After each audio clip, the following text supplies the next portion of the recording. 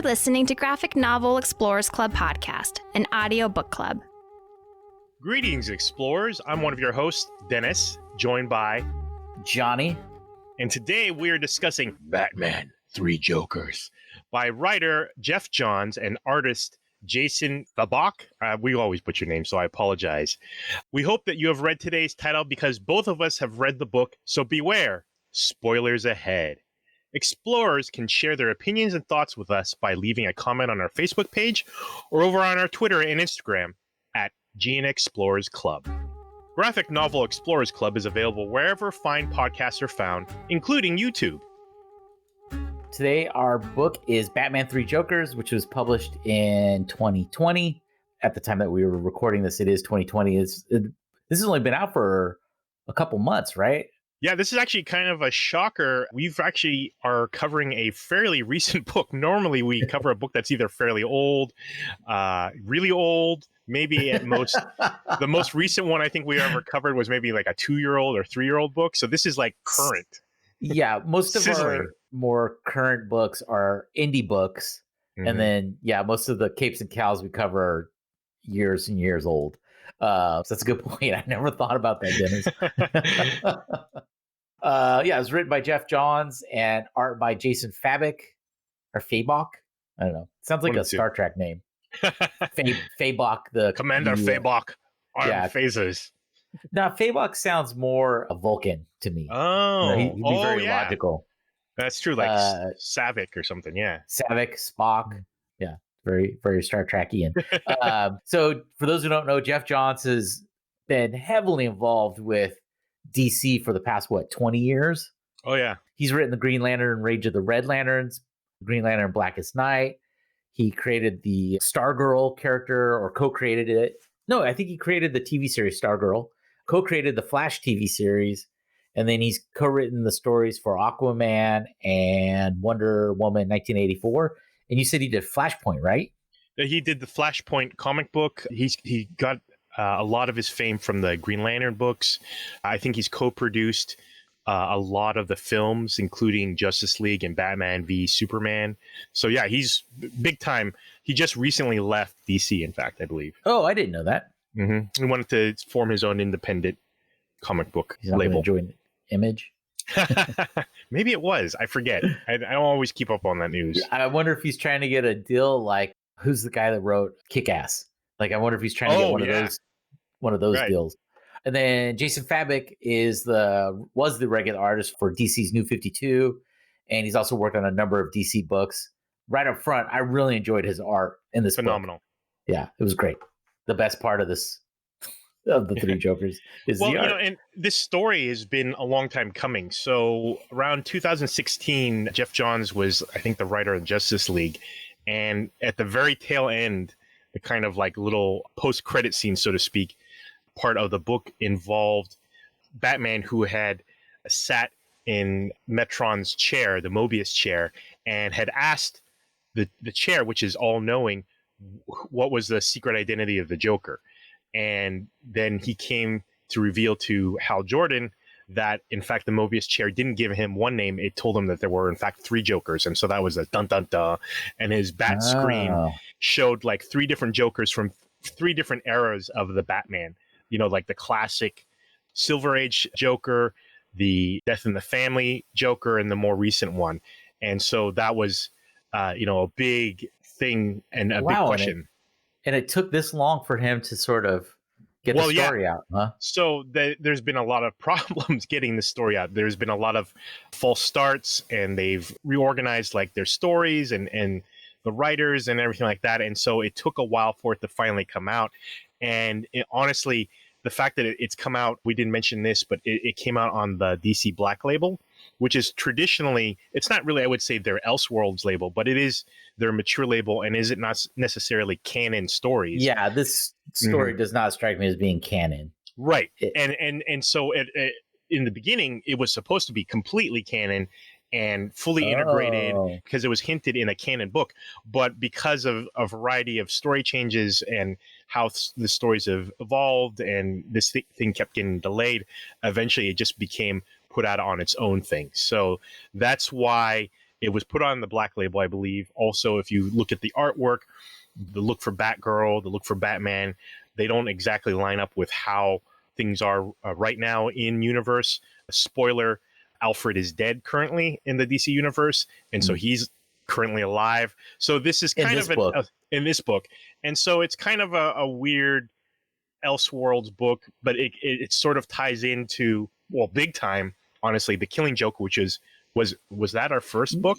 No, yeah, that was our very first episode. Mm-hmm. And it also wraps, it seems very entwined with Alan Moore's stories. Mm-hmm. And then yeah, and definitely the Killing Joke, and what was the other one? Death in the Family. Right, yeah. Right. Oh, and for the listeners, we are still recording this remotely at the time that we're recording this episode. It's still during the quarantine from the COVID-19 pandemic. So if you hear any noise issues, that's the reason why we're not in studio. We're still recording this remotely. And also Frankie, we're still trying to figure out how to get Frankie in the episode in this season, because Frankie, I would say, somewhat of a Luddite when it comes to technology. We've tried to work it out to get her on, but we're still trying to crack the nut on that one. So the story, to give a brief recap, is Batman, Batgirl, and Red Hood investigating a trio of murders that all take place at the same time on the same night. And the twist is that all three murders were committed by the Joker. During the investigation, Batman comes to the logical conclusion that there are three Jokers at work in Gotham, as Barbara Gordon and Jason Todd help Batman track down the three Jokers. Their trio is sort of forced to deal in some ways with a lot of the trauma that they suffered at the hands of the Joker. I would say, short of the civilians that have been, had to deal with the Joker, just the rest of Gotham, I feel like those are the two main characters that suffered the most trauma. For sure. Jason Todd died at the time. Originally he died. Yeah, beaten to death and died. Barbara Gordon was sexually assaulted and shot and disabled. Yeah, paralyzed. How did that get retconned? The events of The Killing Joke still happen in canon, in a sense, where she was paralyzed, but eventually she got healed. I forgot exactly how, but it wasn't just waved away. She actually just somehow recovered. Which is, in this book, it shows that she's gone through a lot of physical therapy. So she wasn't put into the Lazarus pit or something like that. No, not at all. Just from the ribs down. Right. Just dipped in a little bit. Like a strawberry, we put in chocolate. But yeah, to continue, the Joker has more at play than just bringing up their past. This is, for someone who's written so many stories, the story didn't feel, I don't know what the right word is here. It didn't feel tight. I would argue that I enjoyed the story. I agree where you're going, but it definitely didn't pay off what I thought it was going to pay off. Because in the end, we go through, we find out there are in fact three Jokers. One is nicknamed the Criminal, one is nicknamed the Comedian, and one is nicknamed the Clown. Apparently this is what the Joker does. We're not really clear who is the quote unquote real Joker, but their intention is to create more Jokers to basically harass Batman. And it doesn't really feel like it pays off. Like the Joker's origin has always been ambiguous, which is really surprising if you think about it. All the history of Batman, we've always gotten different origin stories for a variety. Well, through the history of DC Comics, different characters, and we're pretty clear, even for the criminals, what their origin is. But the Joker has always been, much like in The Dark Knight, the movie, his origin has always been ever changing, whether it's on purpose by him or for whatever reason. His origin has always fluctuated, and I guess that lends a little bit of mystery and in regards to the character that's constantly following him. But it definitely does. I don't feel like it paid off. Like, I feel like we were supposed to understand why there were three Jokers, what was going on, who created who, why did they have to keep creating them? Like, in the end, honestly, his reasoning for creating a better Joker, which is what they want to do, didn't make sense to me. Like, why are you trying to create a better Joker? Like, through Jason Todd. He winds up. There's a lot of flashbacks in this, so if you haven't read The Killing Joke and A Death in the Family, you should definitely go back and read those, because even the art in this is influenced by iconic imagery from those different comic books. In fact, the end of the comic book kind of won't make sense unless you've read The Killing Joke. And we won't spoil the plot twist at the end. I don't think it's worth. I think it would do a disservice to anybody if we spoiled that in this. And we can talk about the episode without even having to touch on the ending of this book. But you should definitely have read The Killing Joke before you read this. Like, the thing with him creating other Jokers as some sort of proxies or experiments didn't make a lot of Joker sense to me. Like, why would if the Joker's whole thing is he's the yin to Batman's yang, and they have to, I mean, like, what if one of the other Jokers had ever succeeded in killing Batman or by killing Jason Todd, inflicted a ton of pain on Batman that rippled through the comic books for years. In fact, anytime there's a new Robin, it's always under the shadow of, well, Jason Todd died. Is this Robin going to suffer the same fate? And it's like, well, wouldn't the real Joker, if he was going to do that kind of damage, like, if he wasn't the Joker that did that, you feel jealous, right? Yeah, and that's, like, anytime this has been established in comic books, the cartoon series, even in the Dark Knight movies, it's like, if someone's really gonna get Batman, Joker's always the one that's like, no, it's gonna be me. No, absolutely. Yeah. In fact, and there have been times in the comics where the Joker has actually teamed up with Batman because he wants to be the one who inflicts the pain upon Batman, and he wants to be the one. He doesn't want another dimensional bad guy, even if it's another Joker, to be the one. He wants to be the one who actually does it. So he'll team up with Batman. So you're exactly right. It seems weird. Like, their whole goal is they want to make it more personal for Batman. Make it so that it really digs in that this Joker is personally connected to Batman. But it doesn't make any sense to me. Like, why? Why does it have to be? I mean, it made sense in the book, The Killing Joke, when he talked about, we're connected, you can't kill me kind of thing. And, we're just going to be doing this forever. And even like the Dark Knight Returns, when, spoiler, if you haven't read that book, when Batman finally almost mortally wounds Joker, and Joker's finally like they're like lovers. They're in the tunnel of love. The Joker shanks Batman with the shiv, or he's not actually, I don't think. Yeah, no, he is dressed as Batman. That's right. He's out as Batman. When he shivs him a bunch of times, it's like two lovers killing each other. It's not right. It's very intimate. Yeah. Yeah. And and then Joker, as the final joke, breaks his own neck. It's like that's so for him to like turn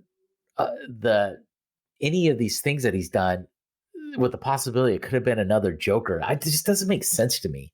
Right. And then they're actually, it's not clear how they become like with the same mentality and goals as a Joker. I mean, it's one thing to transform someone so they have the same powers, so to speak, the same look, maybe are crazy, but for them to be motivated and to work together, like, I found it hard to believe that the three of the Jokers actually worked together more or less, well, like they weren't arguing a whole lot.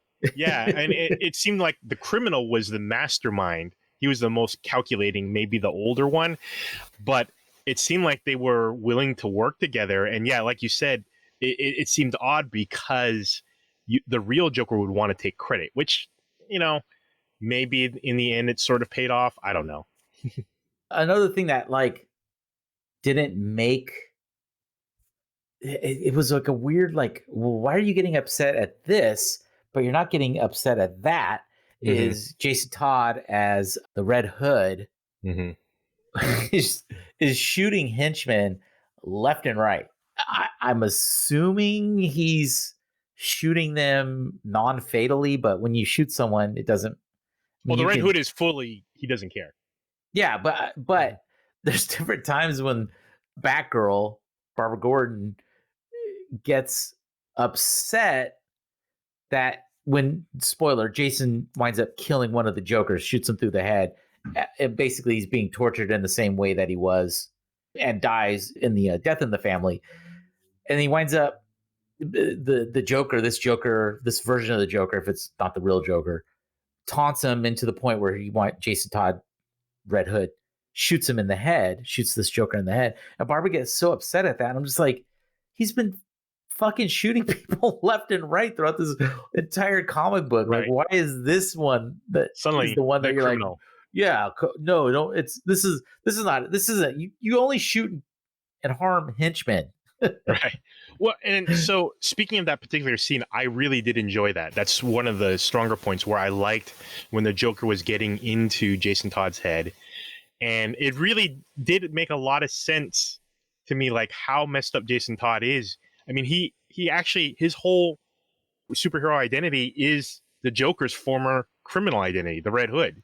Yeah. And so he's adopted it for himself. And which the Joker brings up in that scene, like he brings that up, like, why are you wearing my costume? And I loved, and this has been explored in a couple different mediums, if I remember correctly, but I loved that it revealed that Jason Todd actually broke, that he didn't just stand up and, was this the hero? He actually broke and said that, I'll be your Robin. And Joker was using that against him, because it really shows, like, the Joker was able to finally get through and humiliate him. But then once he gave up, then he actually killed him. Yeah. And then another time they're in an aquarium. Oh, yeah. And it's kind of like the Monterey Bay Aquarium is this big aquarium. It is full. The tanks are where the fish live are full of Joker toxin. And he creates a Joker shark, which I thought was kind of neat. And some, I don't know if they were Joker piranha or just regular fish that got Jokerized. That's another scene where Jason Todd / Red Hood shoots the glass and like basically allows the shark to eat Joker's henchman named Gaggy, who I guess, have you heard of Gaggy before? No, I don't recall.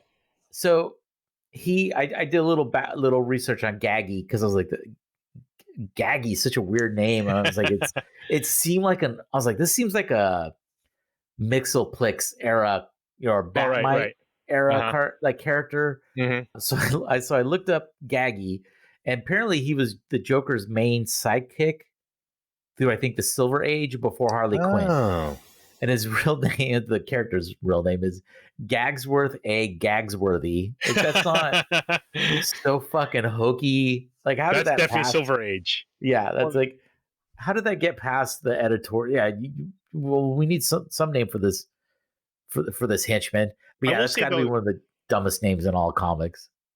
Speaking to that, the comic is pretty tight in terms of characters. I mean, it really does focus on the Joker, the trio of the Bat family. Sometimes Commissioner Gordon and Bullock show up, but it's pretty tight. You don't get a whole bunch of Harley Quinn never shows up. None of the other Bat family members show up. Yeah. And so it's pretty tight in terms of the characters that they use. I mean, it's only 3 issues.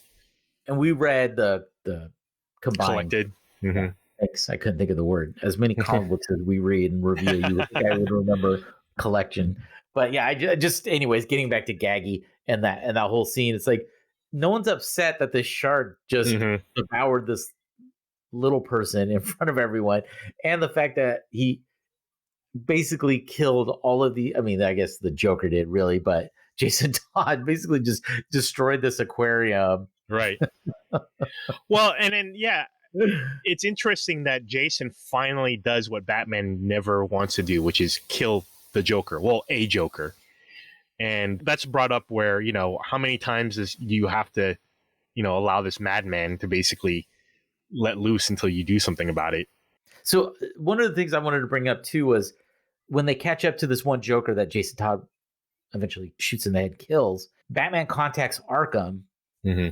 And I guess they have like a special unit that's designed just for picking up supervillains. And so they're dispatching this team to go pick up this version of the Joker. We don't know if it's the real one or a copy, but they find out that the Joker is active at another location. So Batman decides he's going to go leave Batgirl and Red Hood to watch this Joker. Mm-hmm. And I thought, I mean, this seemed like a scenario where Batman's not dumb. He had to know how this was going to play out, where the Joker winds up taunting Jason into killing him. Mm-hmm. I mean, it almost struck me as like the logic problem of like the grain, the chicken, and the fox puzzle.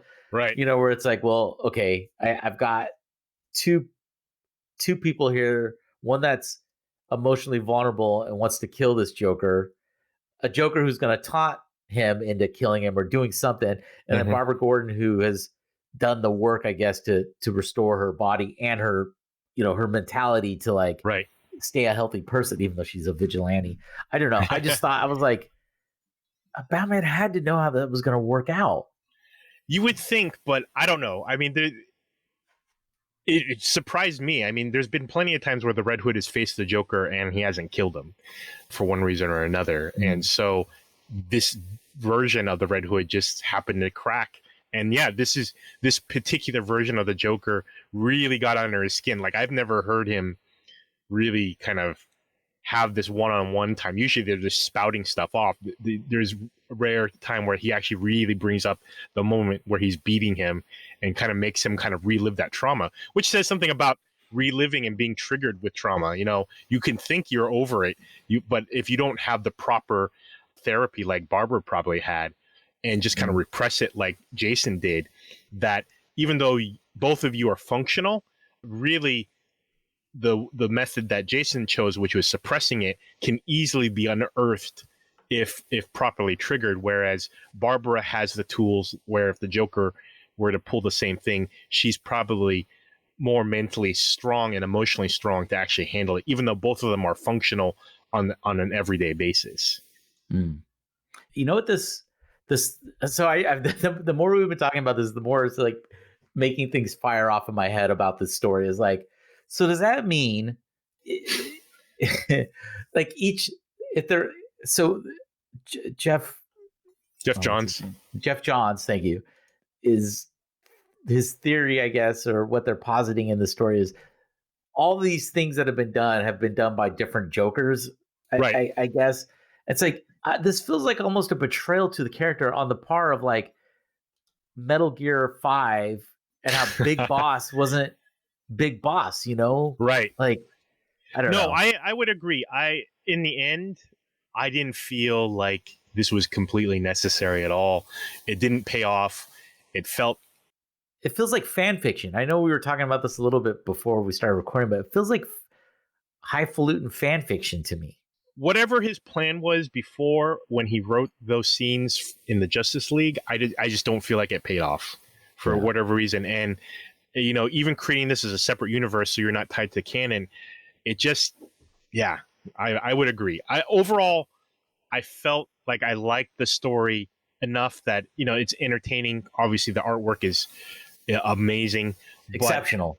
Amazing artwork. Yeah, I would read it over again and again just to take in the artwork, but the story doesn't really go anywhere, to be perfectly honest. It's a good analysis of how the different characters deal with the trauma of the Joker in their past, but in that the part end, was definitely interesting. Like you were saying, how Barbara took a healthy route and Jason Todd did not, and he's basically a proud boy. No, I'm just kidding. He's not really a proud boy, but he's like a toxic guy. Well, and then I still, even if the Joker succeeded where he was trying to convert Jason Todd, I don't see how that would have made a better Joker. Like they kept saying they were trying to make a better Joker. How would that make a better Joker? Because he's more personally tied to Batman? I mean, just because he happens to be part of the Bat family doesn't make it any more. You know who did this scenario well was the Batman Beyond movie, Return of the Joker, where Joker basically was screwing over Tim Drake, I think it was, and hid his identity in him. So he didn't know he was the Joker, until it was too late. He didn't realize what was going on. Which really was very similar because they didn't have a Jason Todd in that series But in the movie, they torture him to basically become a little Joker henchman. So yeah. I mean, he's analogous to Jason Todd in this sense. And you're right. The Return of the Joker did it, I felt, a lot better. And once again, still, it doesn't make that version of the Joker any better just because it used to be a Robin's body that he's using. It's just, it twists the knife a little bit, I think, because you realize like, oh, he got back at Batman through this way. Right. But really it was more about him wanting to continue on as the Joker. Right. His own ego. But all right, so kind of a mixed review. Would you recommend reading it? I highly recommend it because, one, like we said, the art is amazing. I think it's some of the best Batman art I've seen in a long time. And it's an interesting analysis of the three characters, mainly Jason Todd and Barbara Gordon. But in terms of like, is it a great Batman story? I don't know. It feels like it's trying to connect The Killing Joke and Death in the Family in a meaningful way, and I don't feel like it pays off. Yeah, it didn't stick the landing. Mm-mm. Yeah, I would say read it. I don't know if it's worth purchasing. Maybe see if your local library has it, or if you can get it in a bargain bin. Someone brings it back to their comic book store. But I don't feel there's major flaws in this. In the story. And it came in an odd time. I'll say outside of this story, in DC right now, the Joker War just wrapped up. And so in that story, the Joker tries to ruin Batman's life. And this kind of just felt like a different angle of it. So it's just like, well, how many times is the Joker trying to ruin Batman's life, in different ways? It felt like a Me Too kind of thing. Not Me Too, the movement, just me also kind of thing. Yeah, cool. Well, where can people follow the podcast there, Dennis? You can follow us on Twitter and Instagram at GN Explorers Club. Cool. Well, thanks for listening, and we'll see you in the next episode. See you later.